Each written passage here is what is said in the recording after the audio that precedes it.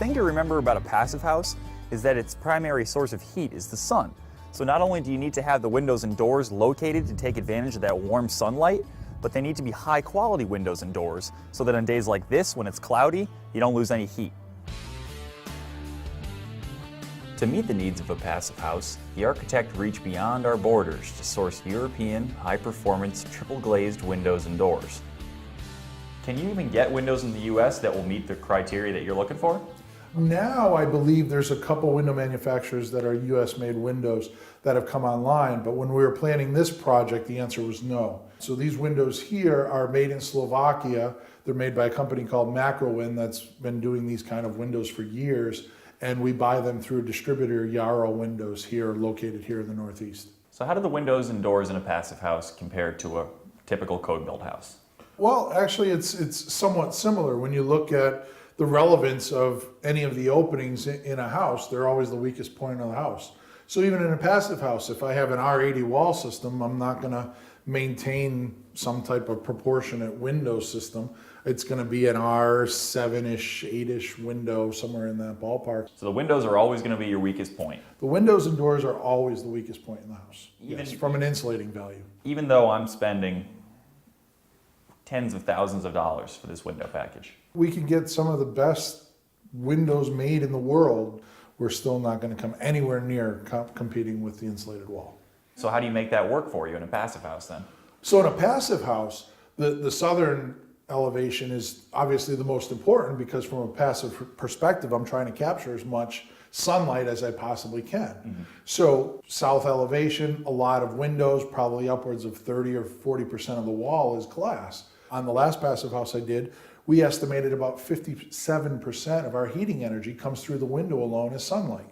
So that's a pretty good deal for a heating climate when almost 60% of your energy is just basically facing the sun. Typical job, the windows arrive in a box truck from the lumberyard. This job was pretty different than that. It seemed like there was a rigorous protocol just to have these windows delivered and brought on site. What was that all about? They were shipped from overseas, they're shipped from Europe. When they arrived here, we had them weeks before we were even ready to install them. The window supplier put them in a locked storage container, and we couldn't unlock the container, go into it, touch the windows, do anything until we were ready to install them. So you had the windows on site for months before the house was even started to be framed. Correct. The homeowner supplied the windows. He had already bought them. And of course, I wasn't ready in the beginning. We didn't have a hole in the ground. I had to take a house down. So yeah, I had them on my shop for a long time. But you couldn't go into the shipping container? Couldn't go in because if I had, they would know that I had disturbed this safety tab that they put on my container, and then that would void the warranty. So the two representatives from the window company come, and then what happens? They cut the tab, went in, we saw that everything was fine, and then we checked them again when we got here, and then we started installation. When it comes to these windows in a passive house, Steve has told us that you can either do innies, outies, or what he's calling in-betweenies, which is what we did here. So you guys had to do some framing to support those windows. What was that all about? In a typical new home construction, the windows are installed from the outside through a nailing flange. Because these windows were in-betweenies or partially recessed into the opening, we had to connect the outside frame to the inside frame with a plywood gusset, if you will. So when you get the rough opening schedule for these windows, you had to expand their rough opening to accommodate for the plywood. Plywood tied the inside wall to the outside wall, and then the window was partially recessed into that opening and screwed through the window frame itself into the interior frame of the window construction. To ensure that water wasn't a problem in the deep window openings, the builders installed a back dam with a piece of beveled siding in front of it, and then covered the whole installation with flexible flashing. The pitched sill assembly ensures that any water that finds its way into the opening is directed right back outside before it can lead to problems. So now these are pretty different windows than most of the job sites I've been on. Were you concerned at all about the builders understanding how to put them in correctly?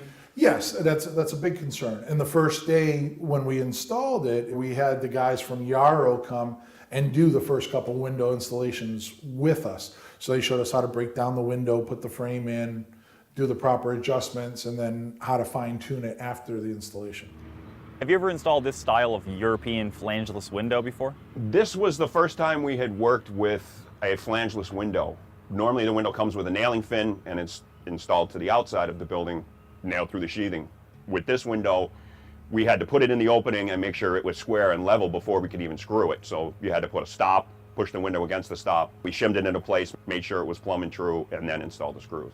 It's a little more laborious, but it was still pretty simple. Now I'm guessing that the fancy European tapes were something you hadn't worked with before either.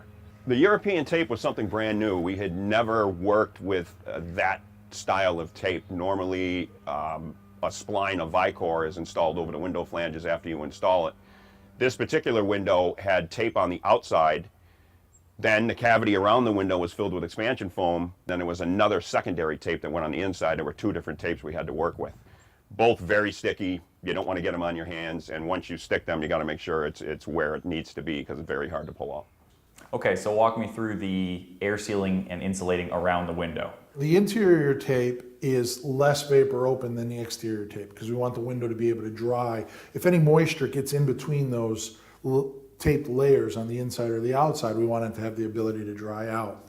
So the exterior tape is a little more vapor open than the interior tape. Why do you choose that you want it to dry to the outside versus drying to the inside? Well, moisture out there doesn't cause me any problems. Moisture in the house I either have to deal with. Does the ability for it to be vapor open to the exterior mean that you're letting vapor into the No, assembly? the tape's kind of valve oriented, And- like a one-way street. And how did you choose the tape? Because I have to imagine this is a pretty high stakes decision.